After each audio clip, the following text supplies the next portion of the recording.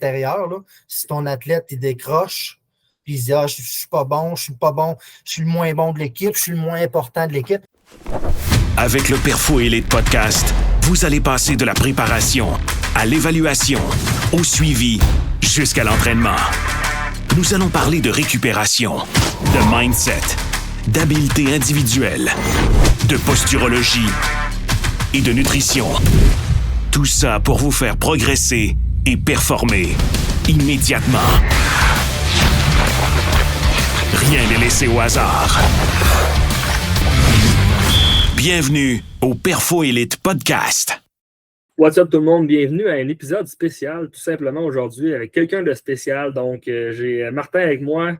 Martin, docteur en psychologie. Donc, aujourd'hui, on va parler d'un sujet quand même assez chaud. Donc, un sujet du rôle et responsabilité des entraîneurs. Puis, vous allez voir, on va tomber dans plein de sujets, là. On va probablement tourner d'autres épisodes prochainement, j'en doute pas du tout, parce qu'il y a du stock à en parler, puis ça va faire du bien parce que je pense, et on pense et on le voit, mais le hockey est un petit peu malade en ce moment, puis on va mettre les points CI, les barres CT. Donc, Martin, merci d'être présent avec moi. Je vais te laisser commencer par te présenter un peu ton background, puis t'es qui tout simplement aussi. Oui, super. Ben, merci beaucoup, Philippe, de m'avoir reçu aujourd'hui. Écoute, suite à différentes discussions qu'on a eues récemment, on ne se cachera pas aussi, tu es quelqu'un que j'estime beaucoup. Toutes tes connaissances sur la préparation physique des athlètes est absolument extraordinaire. Tu as eu l'occasion de travailler avec un des miens l'an dernier, puis on va poursuivre la route cet été. Donc oui, ça a été un énorme plaisir pour moi d'être ici aujourd'hui. Martin Yel, docteur en psychologie, parcours de vie un petit peu à gauche, à droite. Évidemment, comme vous comprendrez très bien que le sport a toujours été pour moi un mode de vie qui est encore à ce jour très, très présent. Donc, j'étais un entraîneur depuis l'âge de 14 ans. En fait, dès ma jeune adolescence, j'avais déjà un intérêt pour être entraîneur auprès des gardiens de but. Les entraîneurs d'équipe m'approchaient, puis j'ai coaché des petits bouts de chou, des petits garçons, des petites filles, 8, 9, 10 ans. Puis là, jusqu'à je suis rendu, à un moment donné, j'avais 16-17 ans, là, je coachais des gardiens de but au niveau Pee-Wee, au niveau Bantam. Donc, j'avais beaucoup, beaucoup de plaisir. Évidemment, déjà, moi, à ce moment-là, j'étais au secondaire, mais déjà, la psychologie sportive m'intéressait énormément. Puis, je voulais me poser vraiment des questions sur qu'est-ce qui fait qu'on agit d'une telle façon ou d'une telle autre manière. Donc, évidemment, à ce moment-là, j'ai décidé d'entreprendre des études universitaires à l'Université d'Ottawa, compléter mon baccalauréat, compléter une maîtrise en psychoéducation à l'Université du Québec en Outaouais pour culminer le tout avec un doctorat en psychologie à l'Université du Québec à Montréal. Donc, mon expertise, vraiment, c'est la motivation humaine que j'ai étudiée dans plusieurs contextes dans le milieu scolaire. Qu'est-ce qui amène les adolescents à performer ou qu'est-ce qui est le contexte qui permet aux étudiants d'être motivés, engagés dans leurs études. J'ai travaillé, évidemment, au niveau de la psychologie sportive, la motivation sportive. Quel est le contexte qui permet aux athlètes d'avoir du plaisir? Quelles sont les répercussions au niveau comportemental, au niveau psychologique du rôle des entraîneurs, des parents, des amis. On va y revenir tantôt. Je vais présenter des petits bouts de ça, les résultats de mes études aussi très, très, très brièvement. Donc, par la suite, à la fin de mon doctorat, j'ai eu l'opportunité de travailler au ministère de la Défense nationale. Et c'est là où j'ai vraiment développé une très grande expertise au niveau du leadership, comportement de leadership au sein des Forces armées canadiennes pendant près de 10 ans. Et aujourd'hui, j'occupe un emploi, encore une fois, à la fonction publique fédérale, mais je travaille vraiment au développement professionnel de nos superviseurs, nos gestionnaires, nos cadres exécutifs au niveau de leurs compétences, des comportements au niveau de leadership. Comment est-ce qu'ils peuvent créer un contexte positif, une culture organisationnelle saine, respectueuse pour les employés? Vous allez voir à travers la présentation, les discussions qu'on va avoir avec Phil aujourd'hui, vous allez voir qu'il y a énormément de parallèles à faire entre le milieu sportif et le milieu organisationnel, industriel, organisationnel. Donc, c'est vraiment deux terrains, là, deux contextes environnementaux qui me passionnent énormément et j'ai énormément de plaisir à travailler autant avec les entraîneurs, les superviseurs gestionnaires, mais aussi avec les jeunes athlètes dans les dernières années là, que je côtoie à travers mes deux enfants. Tu m'as volé les mots de la bouche parce qu'effectivement, il y a beaucoup, beaucoup de relations, de ponts qui se font dans le domaine plus, mettons, du travail, puis le domaine sportif, puis la performance en soi, c'est quasi identique là, en quelque sorte. Donc, Donc, c'est pour ceux qui écoutent depuis le début et ils se disent, ah, mais là, on ne parle même pas de sport, là. Mais effectivement, il y a beaucoup, beaucoup de relations, de ponts et de concepts. C'est pour ça qu'on dit aussi qu'elle veut pas, le hockey, normalement, devrait être l'école de la vie parce que quand c'est bien fait, puis c'est bien enseigné, puis c'est bien encadré, ben, ce qui arrive, c'est que ces habitudes-là, ces apprentissages-là, normalement, sont transférés dans l'être humain en soi et perdurent dans le temps jusque au niveau de l'emploi, ces trucs-là. Donc extrêmement pertinent. Martin, tu as préparé un PowerPoint. Donc, Oui. ceux qui écoutent sur Spotify ou sur toute autre plateforme, là, juste à l'audio, je vous invite à aller regarder sur la plateforme YouTube la vidéo parce qu'il y a énormément de contenu qui va être montré. Sinon, on va faire notre mieux aussi pour le verbaliser du mieux possible. C'est pas mon fort, mais je me fie sur toi, Martin, pour le verbaliser d'une excellente façon. Oui, je vais faire du mieux que je peux, Phil, effectivement. Mais l'objectif, en fin de compte, c'est vraiment de réfléchir, de discuter, je pense, les deux ensemble. À travers la présentation que je fais, là, j'ai mis de l'information, je pense, très pertinente, considérant ce que tu mentionnais aussi tantôt, Phil. Le hockey vit une certaine remise en question présentement. Hockey Québec, il y a des articles qui ont sorti récemment là, dans les différents médias, justement mettant à l'avant-plan différentes prises de décision de la part de différents entraîneurs. Bon, je l'ai expérimenté, je l'ai vu quand j'étais plus jeune, je le vois encore aujourd'hui avec mes enfants. Il y a des gens qui m'ont approché, qui ont vécu des situations comme ça. Donc, c'est un petit peu ce qui, je pense, dans nos discussions qui ont amené à avoir l'idée de discuter un peu c'est quoi les rôles et responsabilités d'un entraîneur. Je vais afficher ma présentation. Phil, arrête-moi à n'importe quel moment quand tu as des questions. Probablement que je ne te verrai pas parce que là, je vais partager. Parfait, tu ne vois pas grand-chose. Tu ne vois pas, c'est correct. Ouais, là, j'essaie je veux aller ici. Ça. Quand tu es prêt, tu partages ça. Puis moi, en même temps, ben, aussitôt que j'ai des questions, ben, tu sais, tout simplement, je vais te les poser, moi, essayer de. Excellent. Est-ce que toi, tu vois quelque chose présentement ou tu vois absolument rien? Présentement, non. Présentement, je ne vois rien. Mais là, ça s'en vient. Et voilà, on le voit. Puis souvent, ce qui arrive, Martin, c'est quand j'ai des experts comme toi, c'est que je suis tellement captivé fait que j'oublie de poser des questions. Puis je fais juste comme trop écouter. Fait que je vais essayer de faire de mon mieux, de ne pas me laisser à l'écoute puis d'embarquer le plus possible. Au pire, si tu vois que je commence à trop écouter, c'est toi qui vas prendre le lead. C'est plus moi le lead, l'animateur maintenant, ça va être toi. Fait que n'hésite pas non plus des fois là, si tu veux me relancer la balle. Excellent, excellent.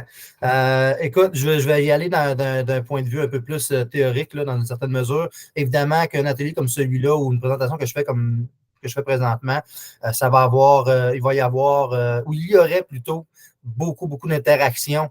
Là, on est juste les deux, là, mais on réfléchirait beaucoup ensemble s'il y avait un groupe d'entraîneurs avec nous autres dans une salle, Phil, toi et moi, qui faciliterait un atelier sur les rôles et responsabilités justement des entraîneurs.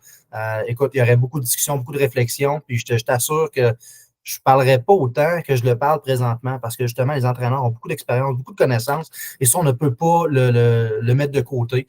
Hein, parfois, c'est juste de s'asseoir ensemble par la suite puis réfléchir un peu aux saisons qu'on a vécues, les dernières saisons et puis de vouloir, là, on est à une belle étape en ce sens qu'on est à la fin mai, début juin. On est début de l'été. On peut commencer à réfléchir en tant qu'entraîneur. OK, bien là, c'est le temps de postuler pour prendre en charge une équipe AAA, AA, WB, A, B, C, peu importe. Et quels sont les rôles et responsabilités que moi je veux prendre? Quels sont les rôles et responsabilités qui sont importants à prendre en tant qu'entraîneur-chef? Et qu'est-ce qui est possible de faire? Qu'est-ce que ça va donner aussi comme répercussion chez nos jeunes avec qui on va travailler? Je vais essayer d'avancer notre présentation. Je souhaite que ça marche. Bon, rapidement, je me suis présenté déjà un petit peu là, qui je suis, ce que je fais. J'étudie la motivation humaine depuis plus d'une vingtaine d'années. plusieurs études dans le domaine industriel organisationnel, niveau scolaire, niveau sportif aussi, qui me passionne énormément. Donc, présentement encore employé à la fonction publique fédérale et je travaille vraiment au niveau du leadership, développement des compétences en leadership pour permettre de développer un contexte environnemental sain, respectueux entre les employés, entre les superviseurs et les employés, entre superviseurs eux-mêmes et toute la ligne d'équipe, dans le fond. Un élément qui est très, très important, qui est à la base de tout ça, comme j'ai mentionné tout à l'heure, la motivation humaine, c'est vraiment mon dada, c'est mon expertise, c'est vraiment ce que j'adore, essayer de comprendre pourquoi un athlète se comporte de telle ou telle façon. On voit ici présentement à l'écran les différentes formes de motivation. On l'appelle le continuum de la motivation. C'est un modèle qui est connu, qui est quand même assez récent, depuis 1975, qui a été développé, partagé, mais de plus en plus, on a des chercheurs à travers le monde qui utilisent ce modèle-là. On a quelques personnes au Québec, justement, qui l'emploient. C'est un modèle qui s'applique à tellement de contextes, Phil, c'est incroyable. En gros, si on va à l'extrême gauche de l'écran, ce qu'on appelle la motivation, L', c'est l'absence de motivation, c'est l'absence de drive, de désir d'avancer, de faire le comportement. Donc, souvenons-nous de ça tantôt. Régulation externe, je vais y aller très, très brièvement. Là. Les 4 formes au milieu, régulation externe, introjectée, identifiée, intégrée, ce sont des raisons extérieures à l'athlète. Pourquoi est-ce qu'il pratique son sport? Est-ce que je le fais parce que c'est papa et maman qui me donnent $1 à chaque but que je fais? Ou si je suis un gardien de but, j'ai eu un blanchissage. On voit ça là, sur les réseaux sociaux. Là, un blanchissage, mais maman et papa m'amènent au Dunkin' Donuts, au Tim Hortons, puis ils me payent un beigne. Puis j'ai fait un beigne. On voit ça. C'est des raisons comme ça qui sont extérieures. Un slush, un Gatorade. On les a tous vus passer. Hein? Oui. Il y en a beaucoup, beaucoup. Beaucoup. Puis, tu sais, justement, la théorie de l'autodétermination, juste ça en soi, j'aimerais ça qu'on en fasse un épisode au complet, mais parce que c'est tellement important, puis on peut tellement aller précis, puis donner des trucs, des astuces, justement, là-dessus, aux athlètes pour les aider, mais aussi au niveau des parents et des entraîneurs pour aider les athlètes tout simplement à se développer, parce que ça passe par là, tout simplement, que s'ils ne sont pas là pour la bonne raison ou que ne sont pas à la bonne place dans ce continuum-là, ça va limiter beaucoup, beaucoup la progression de l'athlète dans les performances, mais ça va limiter énormément aussi le développement de l'être humain en soi. Donc, c'est un petit point que je voulais donner. Je te laisse continuer. Écoute, Philippe, je suis entièrement d'accord avec toi. Puis oui, effectivement, c'est une théorie qui est quand même complexe. Le dernier point, tout à fait à droite, pour faire du pouce sur ce que tu mentionnais, le continuum, l'athlète va se promener à travers une saison parce que c'est comme un balancier. Là. Il y a des moments où on va se chercher un peu, on va se demander pourquoi est-ce qu'on pratique notre sport, mais même les athlètes professionnels, si on se souvient bien, quand ils vivent des slumps, des moments où ça va moins bien sur la patinoire, on peut se remémorer à Carey Price il y a quelques années. Malheureusement, on l'a perdu pour le moment. Il ne joue pas, il est blessé, mais probablement indéfiniment. Bon, ce sera un autre débat. Mais la raison, quand ça n'allait pas bien, qu'est-ce que les entraîneurs ont fait avec lui? Qu'est-ce que Stephen White avait avec lui? Ils l'ont envoyé sur la glace en tracksuit avec des gants de joueur, un bâton de joueur, un casque avec une visière. Pourquoi? Qu'il retrouve la motivation intrinsèque. Le point le plus à droite de l'écran, à la bout de la flèche, c'est pourquoi c'est le plaisir de la partie de hockey, le plaisir de jouer au hockey, la sensation d'être sur la patinoire. Là, Carey Price, à ce moment-là, il n'y avait plus de plaisir, il se mettait juste de la pression. Donc là, c'était difficile pour lui de performer, d'avoir du plaisir. Il faut se souvenir, en tant qu'entraîneur, on y revient, on s'en va vers ça là, très, très rapidement. En tant qu'entraîneur, il faut qu'on se souvienne que le jeune, peu importe l'âge qu'il a, là, qui a 14, 15, 16 ans, midget 3A, Bantam 3A, ou qui a 8 ans au novice, première année, pourquoi est-ce que ces enfants-là ont signé leur carte de Hockey Québec? Hein? Pourquoi? Pour le plaisir du sport. C'est ça qui est le plus important. Il faut s'assurer, en tant qu'entraîneur, que nos enfants, lorsqu'ils finissent des parties de hockey, quand ils finissent des pratiques, qu'ils aient le sourire. C'est la base. Si on veut que les jeunes continuent de jouer, il faut qu'ils aient du plaisir. Éventuellement, il va y avoir d'autres types de motivation qui vont rentrer là-dedans. Ça va donner une valeur. Ils vont s'identifier au sport, mais on en fera peut-être une prochaine capsule ensemble, Philippe, pour regarder un peu plus le modèle, parce qu'il est quand même assez complexe. Mais ce qui nous intéresse aujourd'hui, là, c'est une autre théorie qui est associée à la théorie de l'autodétermination. C'est la théorie de l'évaluation cognitive. Dans le fond, c'est que ça nous explique clairement c'est quoi le rôle, c'est quoi les responsabilités des gens qui font partie de l'environnement social. Donc, le climat interpersonnel, c'est les gens qui sont dans l'environnement des athlètes. C'est qui ces gens-là, selon toi, Phil, qui font partie des athlètes? Tout le monde qui écoute présentement vont être capables de nous dire, ben, ça va être maman, papa, ça va être les parents, les entraîneurs, évidemment, et il ne faut pas les oublier, les coéquipiers. Donc, ces gens-là, ils peuvent apporter, selon la théorie, ils peuvent apporter 3 éléments principaux qui vont influencer le niveau, la qualité de motivation, ce qu'on a vu tantôt, motivation intrinsèque, extrinsèque, ou l'absence de motivation, la motivation qu'ils désirent de quitter. Donc, ils peuvent soutenir l'autonomie. Donc, est-ce que le jeune qui est en avant de moi, il a envie d'être là ou il n'a pas envie d'être là? Qu'est-ce que je fais, moi, pour l'aider justement à vouloir y aller, à ne pas vouloir y aller? La rétroaction, je donne de l'information, je donne des constructives, autant que possible. On va regarder un petit peu plus c'est quoi. L'affiliation interpersonnelle, c'est très simple, c'est les liens. C'est les liens entre les coéquipiers, mais c'est pas juste entre les coéquipiers, là. Les liens, c'est aussi avec les entraîneurs. Phil, je suis convaincu que tu te souviens d'un entraîneur à ta carrière de hockey, parce qu'on s'entend, là, probablement que tu joues pour le plaisir encore aujourd'hui, mais si tu remontes à tes années d'athlète dans le hockey mineur, simple lettre ou double lettre, est-ce qu'il y a déjà un entraîneur? Est-ce qu'il y a des éléments qui, toi, te passionnaient, qui faisaient en sorte que tu avais le goût d'aller à l'aréna? Y a-tu du monde qui avait le goût, qui te donnait le goût d'aller à l'aréna? C'est qui ce monde? Justement, j'en ai un entraîneur que j'ai en tête, que j'ai eu, qui va m'avoir marqué toute ma vie, là, dans le bon sens du terme, parce que justement, on s'est déjà parlé de tous ces trucs-là au préalable, mais que tout ce qu'on va mentionner aujourd'hui, il les appliquait.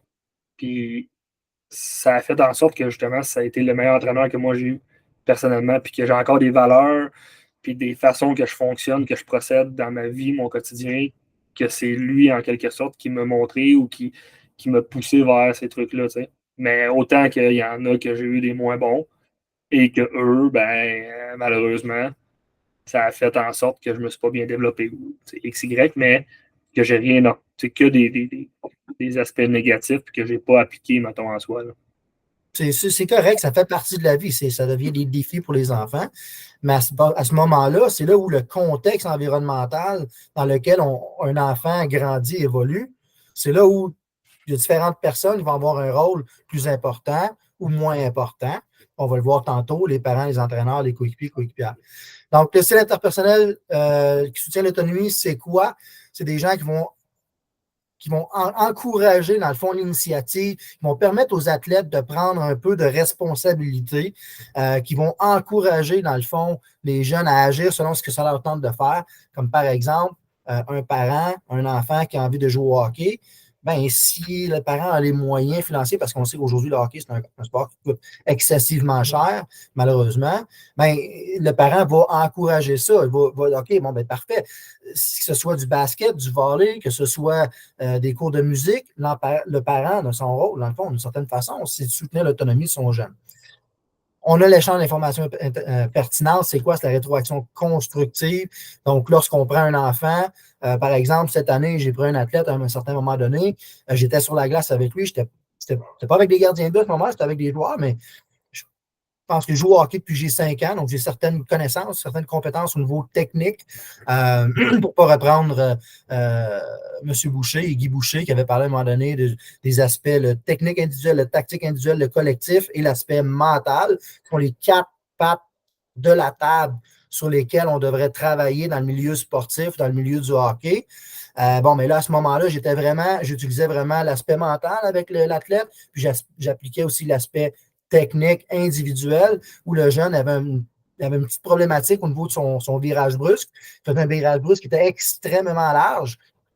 Et je voulais qu'il apprenne à faire un virage brusque beaucoup plus rapidement, dans un espace beaucoup plus restreint, pour que ce soit plus efficace dans une partie, etc. Je suis allé le voir, je lui ai donné quelques conseils très précis. Mets ton pied un peu plus devant là, plie ton genou un peu plus, mets ta rotule un peu plus vers l'avant. Donc, vraiment, on voit là des informations très précises, très claires, Fais-le à tel moment. Je te regarde, vas-y, va le faire, je te regarde, puis je te corrige au besoin. Ou je t'encourage. Là, je me dis dans ma tête, moi, je vais l'encourager au besoin. Alors, le jeune part, fait son virage brusque. Écoutez, c'était parfait. Son virage brusque était parfait. Il avait réduit de moitié la distance pour son virage brusque parce qu'il avait réussi à appliquer quelques petits points très précis. Mais c'est ça l'importance. L'information utile, pertinente, c'est constructif et ça permet à la personne d'avancer. Combien d'entraîneurs n'auraient pas donné des points de même, puis seraient comme fâchés tout de suite ou auraient arrêté de drill ou. Il y en a. Écoute, oui, je l'ai vu, je l'ai expérimenté, puis écoute, C'est oui. un point, tu sais, ce point-là, c'est un point qui est vraiment pas ou peu appliqué chez les entraîneurs ou même on a parlé avec les parents, tu sais, ça reste qui gravite beaucoup autour. C'est combien de parents, tu sais, dans leur optique, ils veulent pas mal faire, mais donnent, tu sais, ils rentrent dans le char après une game, là, puis hey, t'as pas fait ça, ça, puis ça, genre, entre guillemets, tu rentres dans le kid. Ouais. Il y en a beaucoup, là, beaucoup. Puis ça, c'est complètement à l'inverse de ce qu'on parle Écoute, là. Phil, là, tu rentres dans un sujet, écoute, là, ça c'est On super. va dévier, hein, je te dis, on finit pas tes slides, c'est impossible. On va faire Ah, une partie probablement pas. Oui, ben écoute, parce qu'il y a tellement de choses que tu viens de donner là. Tu sais, le parent qui donne la rétroaction à son kid sur sa performance dans la partie, c'est-tu le rôle du parent? C'est-tu ça le rôle du parent? On va le voir tantôt. Là. C'est quoi la rétroaction que le parent donne? C'est quoi son expérience? C'est quoi son expertise à travers tout ça? C'est quoi l'entraîneur? C'est quoi sa philosophie? Ça cadre-tu avec la philosophie de l'entraîneur? On ne le sait pas. Tu sais, juste en soi, là, la rétroaction qu'on donne à nos athlètes, on pourrait en faire un épisode juste sur ça. C'est quoi la rétroaction constructive qui est pertinente? À quel moment est-ce que je la donne? De quelle manière est-ce que je la donne? C'est-tu général? C'est-tu précis? À quel point c'est trop précis? À quel point c'est trop général? On pourrait en faire un épisode, je pense, juste sur la rétroaction constructive. Puis effectivement, de plus en plus, le hockey devient de plus en plus technique. Puis dépendamment de ça sur quoi l'entraîneur met l'emphase, bien, s'il met l'emphase sur l'aspect développement technique individuel ou tactique individuelle du jeune, mais là, c'est vraiment des aspects où la rétroaction constructive, la rétroaction qui est précise, qui est claire, est tellement importante. Est tellement importante.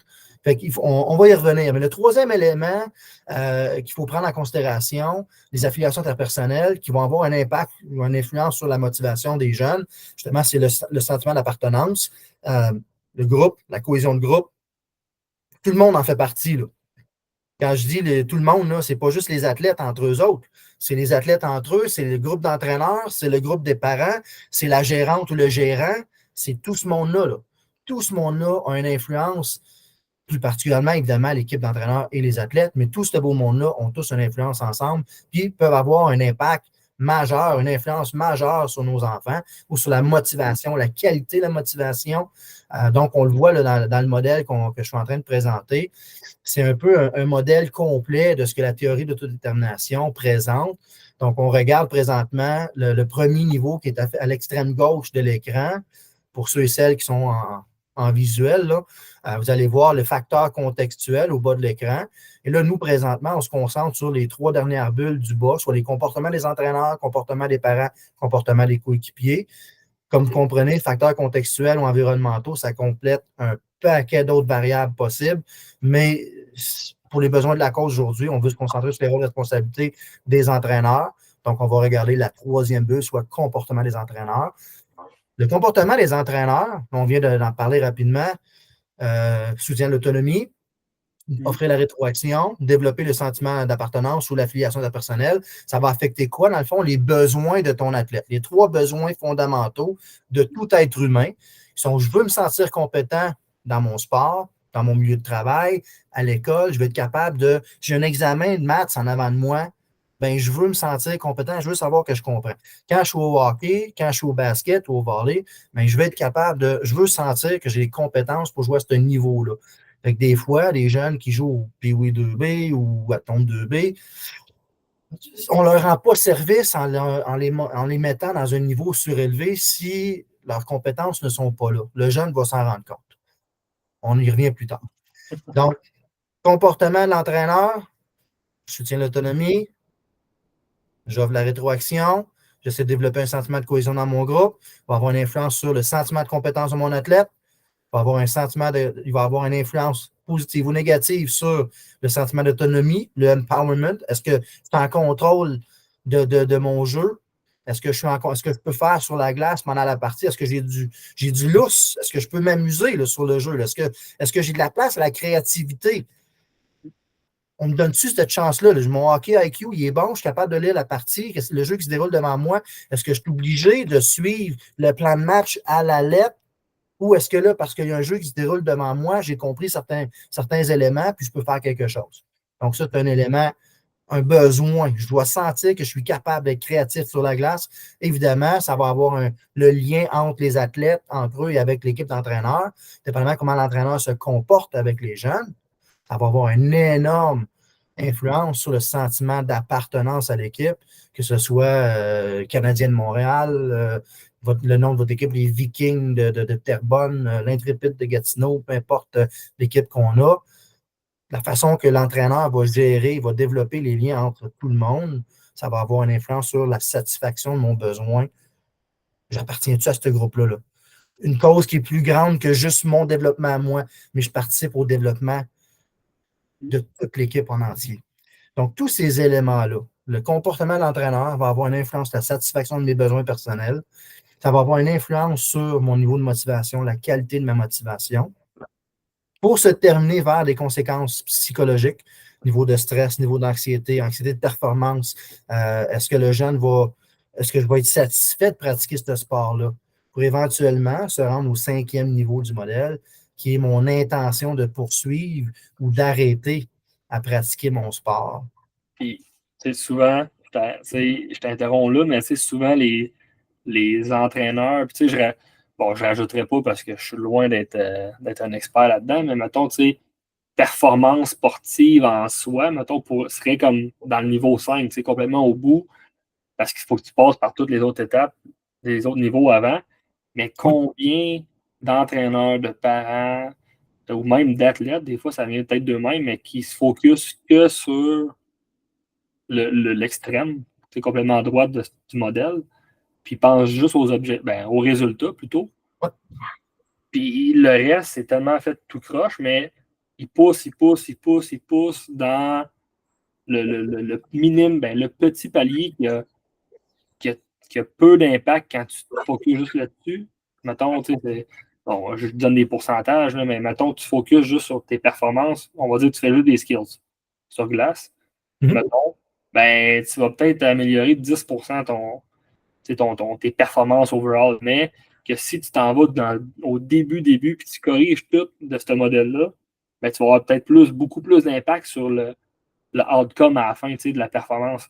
C'est un peu, moi, je le vois beaucoup en parallèle avec la façon que je travaille. Je travaille sur 6 différents piliers. Puis il y a plusieurs piliers qu'il faut, que ce soit la nutrition, l'entraînement, le mindset, justement, ça en fait partie, mais que ce soit les skills, oui, ça en est, la posturologie, la récupération, tout ça forme un tout dans l'athlète. Puis à la minute qu'on focus juste sur un de ces sphères-là, de ces piliers-là, on va chercher des progressions, mais on va chercher un plateau beaucoup, beaucoup plus vite, puis on progresse beaucoup moins que si on focus sur toutes ces affaires-là, puis qu'on avance dans le développement d'un athlète. Fait que oui, c'est fou parce que c'est une énorme erreur que beaucoup de parents et d'entraîneurs font. Tu vois, c'est pour faire un petit peu de pouce sur ce que tu mentionnes, Phil, qui est exact. C'est oui, on regarde vraiment, puis on le voit aussi en entreprise, puis on le voit dans le milieu sportif aussi. On regarde la performance d'un employé ou on regarde la performance d'un athlète. L'athlète ne performe pas. OK. Même si je tape sa tête, je donne une tape en arrière de la tête ou je donne une tape sur le dos, la tape dans le dos, c'est différent, mais si on se concentre juste sur la performance uniquement, on manque un gros morceau. Il faut retourner au départ. Est-ce qu'il faut parler avec l'athlète, savoir qu'est-ce qui se passe? Est-ce qu'il est blessé? Est-ce qu'il est stressé parce qu'il y a d'autres choses dans sa vie sa blonde, son chum, est-ce qu'il y a des examens? C'est une grosse semaine d'examen, il est stressé pour ses résultats académiques. Alors, ça vient où dans le comportement de l'entraîneur? Ça, c'est le lien avec l'athlète. La filiation interpersonnelle, de développer un lien de confiance envers l'athlète. C'est super important. Donc, c'est certain qu'ils sont top sur le coup de la performance parce que le jeune, il ne performe pas à ce moment-ci dans un point A, un point X dans le temps. Ouais, mais reculons un peu dans le modèle. Allons voir, moi, en tant qu'entraîneur, qu'est-ce que moi je peux faire pour mieux comprendre pourquoi l'athlète performe moins bien présentement comparativement à l'habitude ou qu'est-ce que moi je peux faire comme entraîneur pour m'assurer que mon athlète il performe puis il progresse au courant de l'année. Tu l'as mentionné, les différents piliers, l'alimentation, le sommeil ou la récupération, l'entraînement, bon, tous les piliers, les 6 piliers dont tu parles, ben, ce sont tous des éléments qui font partie des facteurs contextuels, environnementaux, qui sont à la première étape de mon modèle. Au même titre que si l'entraîneur ne joue pas son rôle, mais l'athlète ne joue pas son rôle, il mange la poutine avant les matchs, il dort 3 heures avant sa partie, il ne fait pas ses étirements, il ne fait pas ses échauffements, bien, c'est certain que la performance en bout de ligne ne sera pas bonne. Même si l'entraîneur fait sa job, donne la rétroaction comme il faut, il fait tout ce qu'il a besoin de faire, bien, c'est un facteur contextuel parmi tant d'autres. Exact. Tout ça vient d'un lien de confiance aussi entre le parent, le joueur, l'entraîneur, le joueur, que si ce lien-là n'est pas bâti, ben, tout simplement, tu ne sauras pas que l'athlète a d'autres choses, d'autres contextes à l'extérieur. Tu sais, combien d'athlètes, moi, maintenant, qui viennent, ils rentrent dans le bureau, hey, Phil, je peux te poser une question, hey, j'aimerais ça de quoi, puis ils me shootent plein d'affaires qui ont l'air pas importantes en soi, mais qui sont extrêmement importantes parce que c'est justement du contextuel externe qui va avoir un impact majeur sur leur développement. Fait que, puis tout ça, ben, tu sais, si tu n'as pas de lien de confiance qui est établi avec eux, puis que tu fais juste leur rentrer dedans ou peu importe, ben, ils ne vont pas venir s'ouvrir et venir dire qu'est-ce qui se passe réellement dans leur vie. Puis justement, ça peut être sur plein de facteurs qui peuvent avoir des impacts majeurs sur les performances, le outcome qu'on veut, mais sur l'individu en soi aussi, puis comment il se développe en tant qu'humain, tu sais. Ouais. Pour les répercussions majeures sur justement un coup qui est rendu adulte. Là. Absolument, absolument, parce que tu l'as bien dit tantôt, tu te souviens d'un entraîneur avec qui tu as eu un super beau lien, qui a eu un impact positif sur ta vie, mais tu te souviens aussi d'entraîneurs avec qui ça a moins cliqué, si je peux dire ça comme ça a moins bien été, tu avais un moins bon lien, mais tu te souviens quand même de ces gens-là pour différentes raisons, qui ont probablement guidé aussi les décisions que tu prends aujourd'hui, puis c'est tout à fait normal, tout à fait normal. Fait que tout ça pour dire que c'est la base, dans le fond, de où on s'en va aujourd'hui. J'ai fait plusieurs études. À l'aide de ce modèle-là, je l'ai décortiqué. J'ai fait quelques études qui m'ont permis justement de voir, d'évaluer spécifiquement c'est quoi le rôle des entraîneurs, c'est quoi le rôle des parents, c'est quoi le rôle des coéquipiers, coéquipières. Je ne l'ai pas fait avec 3 ou 4 athlètes. J'avais 300 athlètes et c'était des athlètes d'élite. J'avais plus que 10 sports qui participaient à l'étude aussi. J'avais autant des joueurs de hockey que des joueuses de volley, que des joueurs de basket, que des nageurs synchro. J'en avais une panoplie. On regardait ça, l'impact, dans le fond, sur le rôle de responsabilité des entraîneurs, des 3 personnes clés de l'environnement social, dans le fond, des jeunes, sur leur qualité de motivation, puis là, une panoplie de conséquences au niveau comportemental et psychologique, évidemment. Mais ça sur quoi je veux vraiment mettre l'emphase aujourd'hui, pour ceux et celles qui regardent présentement l'acétate, il y a plusieurs flèches, il y a plusieurs chiffres, des boîtes, ça veut dire quoi? Essentiellement, ce qu'on essaie de comprendre de tout ça, c'est que le rôle principal d'un entraîneur, c'est de fournir la rétroaction constructive au bon moment, positive à ton athlète. C'est ça ta job. Si l'athlète est à l'aréna, en principe, c'est parce qu'il a envie d'y être là. Il a envie d'être là. Le rôle des parents, leur rôle en tant que parents, c'est de s'assurer d'avoir les bonnes discussions avec leurs enfants, puis soutenir les choix des enfants. Si l'enfant il va au hockey parce que c'est maman et papa qui veulent qu'il joue au hockey, bien, c'est malheureux, mais l'entraîneur va avoir de la misère à faire sa job, son travail de rétroaction avec cet enfant-là, avec cet athlète-là, parce que l'enfant, il n'a pas le goût d'être là. Il n'a pas le goût, il se crée lui-même des barrières aussi. Parce que, tu sais, combien de parents, l'entraîneur, il est pourri, il est fuck all, blablabla. Puis là, le jeune, lui, il comprend ça, tu sais. Fait que il se met une barrière automatiquement. Ah, lui, il n'est pas bon, je ne l'écoute pas. Ouais. Donc, juste cette facette-là, c'est fou l'impact que ça a. Mais oui, c'est des très bons points que tu mentionnes là. Puis, chacun a leur propre rôle, puis tu vas en parler, mais moi, j'adore. Quand je vois des stats comme ça, j'adore. Mais ça montre justement l'impact ou de qui devrait focuser plus sur quoi, puis de stick to the plan, de rester dans ton rôle, parce que sinon, ça perturbe tout le reste. Ben écoute, Phil, tu viens de mentionner l'aspect de l'élément affiliation aussi, le carré ou la deuxième responsabilité de la part des parents. C'est quoi leur deuxième rôle? Tu mentionnais que tu donnais l'exemple d'un parent qui critique l'entraîneur. L'entraîneur n'est pas bon, il est ci, il est ça, c'est un vaut-rien. Ben, le rôle des parents, c'est de faire en sorte que le jeune, il sent qu'il fait partie de cette grande famille-là. Parce que les parents aussi ils font partie de cette grande famille-là. Alors, on peut se poser la question, le parent qui critique l'entraîneur, qui critique ci et ça, est-ce qu'il fait partie de la solution? Est-ce qu'il aide à motiver son jeune à aller à la partie de hockey, à la pratique de hockey? Il critique son entraîneur. Il détruit, ou en tout le moins, il influence de façon négative le lien de cohésion, le lien de groupe, l'affiliation, le sentiment d'appartenance à cette équipe-là, à ce qui est plus gros que juste eux deux. Là. Donc, clairement, les parents, il faut avoir des bonnes discussions avec nos enfants pour savoir est-ce que mon enfant a envie de pratiquer ce sport-là ou pas. Et maintenant, restons positifs et laissons ce qui appartient aux entraîneurs, aux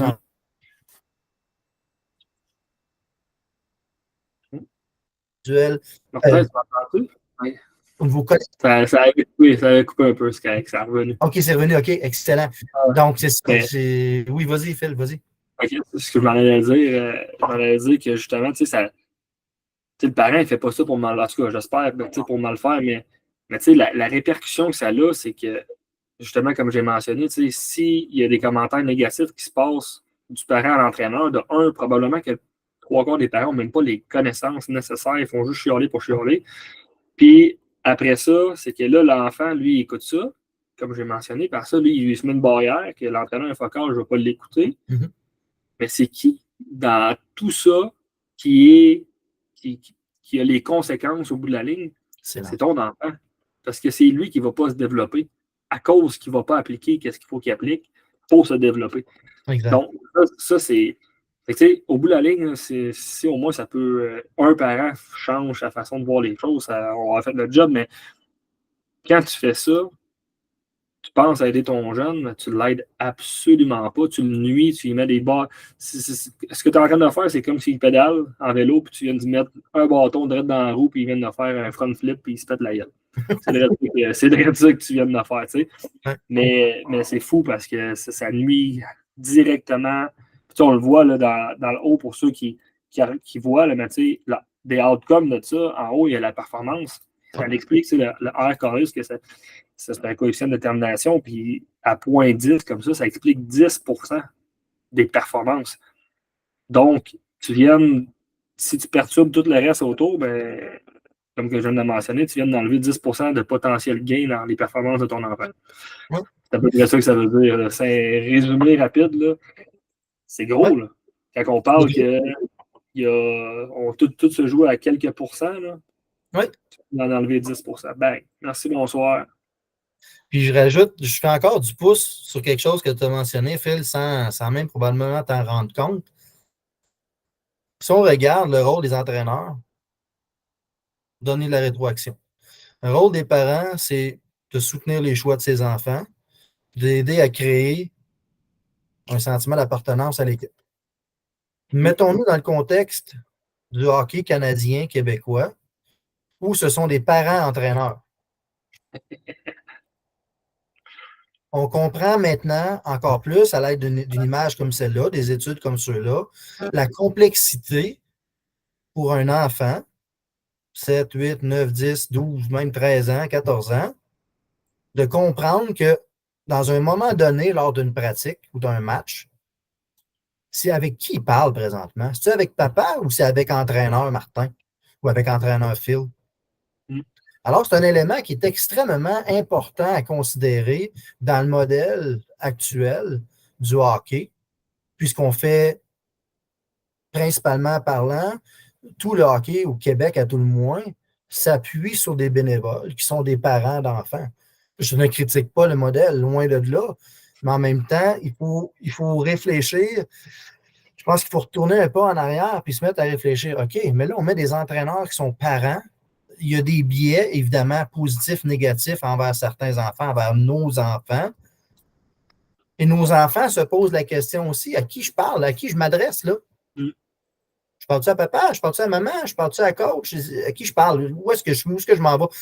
Puis tout le contexte familial, les chicanes qu'il peuvent y avoir eu la veille, le matin même, parce que l'enfant ne voulait pas aller s'habiller pour aller à l'école, ça va teinter la relation avec son parent qui est là maintenant devenu entraîneur, qui a un certain rôle, certaines responsabilités à rencontrer. On pourrait en parler longtemps, mais c'est un élément à considérer aussi qu'il faut réfléchir. Ouais, pour l'avenir. Tu sais, mettons, je te pose une question, parce qu'on va être honnête, il y en a des entraîneurs qui sont mauvais, là, puis pas qualifiés, pas certifiés, ces trucs-là. Il y en existe. C'est inévitable, mais mettons, pour les parents qui, on va dire, qui ont des bonnes connaissances puis qui savent que l'entraîneur est vraiment pas bon. Comment est-ce que as-tu des trucs pour donner aux parents, mettons, ou aux coéquipiers, coéquipières, mettons, d'aider les autres sans être négatifs, mettons, en soi? Écoute, c'est une excellente question, Phil. Pour vrai, il faudrait vraiment que j'y réfléchisse comme il faut. Mais encore une fois, à la lumière de ce qu'on discute présentement, c'est qu'il faut vraiment retourner, c'est quoi ton rôle en tant que parent? Tu sais, dans ce moment-là, -là, tu as un joueur qui a joué dans la Ligue nationale. Là, en tout cas, je ne veux pas qu'on fasse trop référence aux articles, mais parce que cette personne-là est impliquée, alors moi, je lui lève mon chapeau. Cette personne-là portait 2 chapeaux dans le fond, c'était un parent et un entraîneur. Mais si c'est un parent uniquement qui est assis dans les estrades, je pense que la seule chose qu'on peut faire en tant que parent, c'est d'offrir de l'aide. À partir du moment où l'entraîneur en chef de cette équipe-là particulière a son équipe d'entraîneurs, puis n'a pas besoin ou refuse l'aide, on n'a pas le choix que de faire le pas de recul, puis de retourner à notre rôle en tant que parent et de se re-questionner en tant que parent, c'est quoi mon rôle? Est-ce que c'est de donner de la rétroaction, donner de l'information sur la performance à mon enfant? Non. On va pousser à la limite, là, on va pousser ça le plus loin possible. Là. Keith Ketchup. Hein? C'est un ancien joueur de la Ligue nationale. Il a joué plus que 1000 matchs, je pense, dans la Ligue nationale. Son gars, Matthew Ketchup, joue présentement avec les Panthers de la Floride contre les Rangers en demi-finale de la Coupe. Je ne pense pas que Papa Ketchup va aller voir Fiston Matthew. Hey, buddy, ton chiffre en deuxième, là, je trouve que, là, je pense que ça appartient à M. Paul Maurice. C'est lui l'entraîneur. C'est quoi les rôles et responsabilités de M. Maurice? Ben, c'est de donner la rétroaction aux athlètes, dont en partie aussi à Matthew Ketchup. Je dis, regarde, là, le système de jeu, c'est ça. Moi, je m'attendais à ce que tu fasses ci, tu fasses ça. Tu as pris telle décision. Qu'est-ce que tu préfères dans le futur? Fait que, on se ramène à M. Keith Ketchup qui a joué la partie, plus que 1000 matchs, carrière grandiose. C'est quoi son rôle? Il s'assoit dans les estrades, puis il peut être très émotif, là, mais il faut qu'il reste en contrôle de ses émotions, puis il faut qu'il respecte son rôle, ses responsabilités à ce moment-là. Alors, c'est aussi, si c'est applicable dans le pro, dans le show, comme certains l'appellent, la Ligue nationale, je pense que ça s'applique à nos arénas de quartier pour... Non, 100%. 100%. Ben, surtout pour ces concepts-là, ce volet-là, parce que, en tout cas, j'ai rarement vu des athlètes professionnels se faire coacher par leurs parents. Ben, au tennis, il y en a un, là, mais c'est épouvantable. Là. Il performe à moitié parce que. Je ne sais plus c'est quoi son prénom, là, son nom, mais je pense que c'est Tsitsipas, je pense, de mémoire. Mais il me semble que c'est lui, mais à toutes les fois qu'il a de faire un service, il regarde son père, puis ici, puis ça, puis on en a toutes. J'en ai comme 8 exemples dans ma tête de joueurs que j'entraîne en ce moment qui regardent tout le temps leurs parents dans les estrades, mais à quel point, puis on l'avait dans un slide juste avant, de l'anxiété de performance, ces trucs-là, à quel point que ça booste ça, puis c'est tellement néfaste. Ouais. Mais après ça, il est quand même professionnel de tennis, le joueur, mais parce qu'il y a un talent exceptionnel, mais enlève ce truc-là d'équation, puis mets quelqu'un d'autre, puis probablement que c'est peut-être un des meilleurs raquettes mondiales en ce moment. Il va probablement continuer à se développer pour éventuellement. Il n'a probablement pas atteint son sommet de performance à l'heure actuelle. C'est une hypothèse là, que j'aimais. Là. Ouais. Moi, je suis pas mal sûr, je mettrais ma main au feu qu'il y a quelque chose qui bloque son potentiel. Puis ça doit être ça. Pas possible. Hey, on va continuer à avancer parce qu'il y a pas mal de stock. Il reste plus grand temps en plus. Fait que non, c'est partie numéro 2, c'est sûr. Ça, c'est une autre petite étude. Oui, on va faire ça un autre petit peu parce qu'on n'a même pas approfondi les vrais rôles et responsabilités des entraîneurs. Comment est-ce qu'on fait ça? Une autre petite étude que j'ai fait, je passe rapidement. Donc là, vraiment, je ne sais pas combien il nous reste de temps, Phil, encore pour la capture. Une dizaine de minutes, à ça, j'embarque avec des groupes. Une dizaine de minutes, disons 5 minutes, parce que dans 10 minutes, tu es avec les groupes. On va y passer super rapidement. Écoute, le rôle de responsabilité des entraîneurs, moi, je le vois toujours. Je fais souvent un parallèle entre les entreprises et le milieu sportif, encore une fois. Donc, un entraîneur-chef, pour moi, ça a certains rôles, certaines responsabilités qui sont un peu plus particulières. Un entraîneur adjoint devrait avoir certains rôles, certaines responsabilités qui sont légèrement différentes. Évidemment, en tant qu'entraîneur-chef, tu portes plusieurs chapeaux. Hein? Donc, tu as les responsabilités d'un entraîneur adjoint, mais tu as aussi les responsabilités d'un entraîneur en chef, évidemment, et tu es le seul à créer ou porter ces responsabilités-là en tant qu'entraîneur-chef. Donc, moi, ce que j'appelle toujours en tant qu'entraîneur-chef, en tant que gestionnaire des entreprises, you need to rest your case. Tu dois faire en sorte de créer, il faut que tu fasses ton cas, il faut que tu vendes ta salade, autrement dit. Et comment tu vends ta salade, comment tu crées, dans le fond, ta confiance envers tout ton groupe, ben, c'est justement de créer un sentiment de communauté. Il faut que tu communiques avec ces gens-là d'une façon authentique, il faut que tu sois honnête, il faut que tu sois transparent. Qu'est-ce que tu demandes aux athlètes, il faut que ça soit significatif. Il faut qu'ils comprennent un peu c'est quoi leur rôle. Il faut qu'ils sentent qu'ils sont importants à part entière dans l'équipe, que tout le monde est capable de contribuer au succès de l'équipe, que si j'offre mon maximum de performance, ben, je risque d'aider l'équipe à remporter la partie ou à tout le monde de rester dans le match. Ce n'est pas dit qu'on va tous remporter les matchs, c'est normal. On en perd, on en gagne, on en annule des parties au hockey, c'est tout à fait normal. Mais au moins, tu dois t'assurer que ton athlète comprend qu'il est capable d'être à ce niveau-là et qu'il est capable de fournir un effort, une performance qui contribue au succès de l'équipe. Et surtout, hein, le hockey, c'est notre sport national, c'est notre passion. Si on se retrouve derrière un banc, règle générale, c'est parce qu'on est passionné, on a de l'énergie, on aime ça, on en mange, on en dort. Ben, il faut que tu t'apportes cette énergie positive-là. Il faut que tu partages cette passion-là avec ton groupe d'athlètes. Donc, le CASE, C-A-S-E, hein, 4 lettres, CASE, communauté, authenticité, développer un sentiment de communauté, authentique, la signification pour tes athlètes et d'amener de l'énergie positive. Et tout ça, quand tu réussis à faire ça avec ton groupe, tu vas influencer de façon positive la qualité, le niveau de motivation de tes athlètes. Et donc, les jeunes vont être moins stressés, moins anxieux de performer, ils vont avoir une meilleure performance, puis ils vont avoir le goût de finir la saison. Ah, Colin, ça me ramène au modèle qu'on a fait au début, les cinq étapes du modèle. Fait que si je réussis à bien rencontrer ces objectifs-là, si je rencontre bien mes rôles, responsabilités, en tant qu'entraîneur, j'amène un paquet d'éléments, un paquet de conséquences positives, pas des conséquences négatives. Puis, tu sais, juste rapidement un exemple, tu sais, on prend tous les joueuses possibles, ils vont tous dire, ou ils vont lever à 99% la main si on pose la question qui veut jouer sur le powerplay. Tout le monde va vouloir jouer sur le powerplay. Oui. En tout cas, rares sont ceux qui ne veulent pas y aller. Mais à un moment donné, à un certain point, tu commences à avoir des stratégies collectives, d'équipe, ben, oui, tu vas avoir des powerplays, mais tu as aussi des piqués. Puis, il ne faut pas que tu mettes le monde sur le piqué parce qu'ils ne sont pas sur le powerplay. En tant qu'entraîneur, on le voit trop souvent, ça, que ben là, mes 2 powerplays, fait que là, je vais mettre les autres sur le piqué. Mais il faut que tu fasses comprendre à ton athlète que tu le vois sur le piqué pour X, Y raison. Et avec la lettre A, l'authenticité de. Faut pas que tu y râles la bullshit, il va le savoir. Ouais.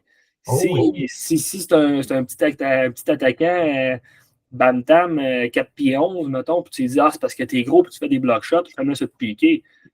Il va se poser des questions. Il n'est pas calme.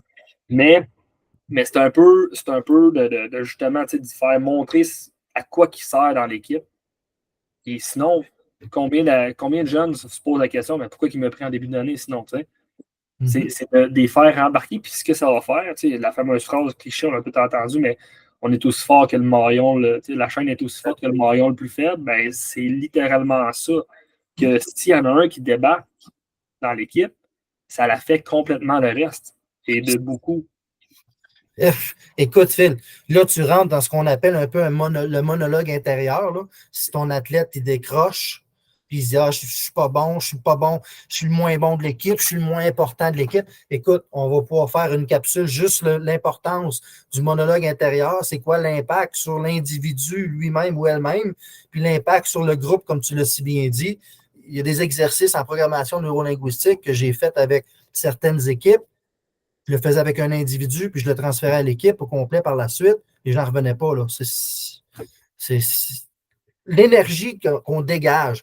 Tu sais, tu parles de ça, bon, d'être authentique avec ton athlète. Tu dis, ben, regarde, t'es 4 pieds 11, mais écoute, je te vends ce projet-là, jouer sur le désavantage numérique parce que tu es rapide, tu as une bonne lecture du jeu, tu es capable d'anticiper ce qui s'en vient.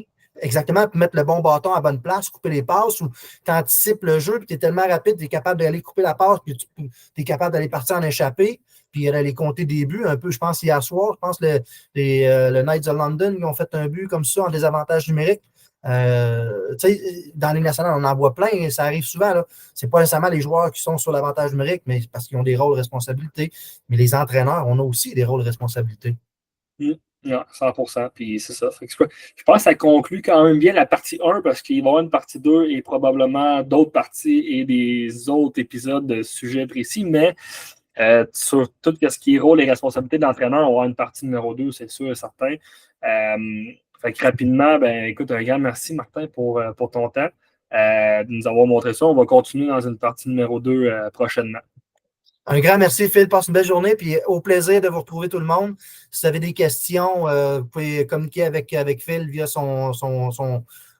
toutes ces plateformes. Sinon, vous pouvez facilement me trouver Martin Hiel sur Facebook, je suis là, ou mon adresse courriel martin.b.ielle@gmail.com. Je suis rejoignable. Je suis en train de créer mes plateformes aussi de mon côté. Mais je vous reviens avec tout ça lors de toutes ces informations-là lors de la séance numéro 2 sur les rôles et responsabilités des entraîneurs. Merci encore une fois, Phil, d'avoir pensé à moi pour aujourd'hui. Puis au plaisir de poursuivre la discussion ensemble.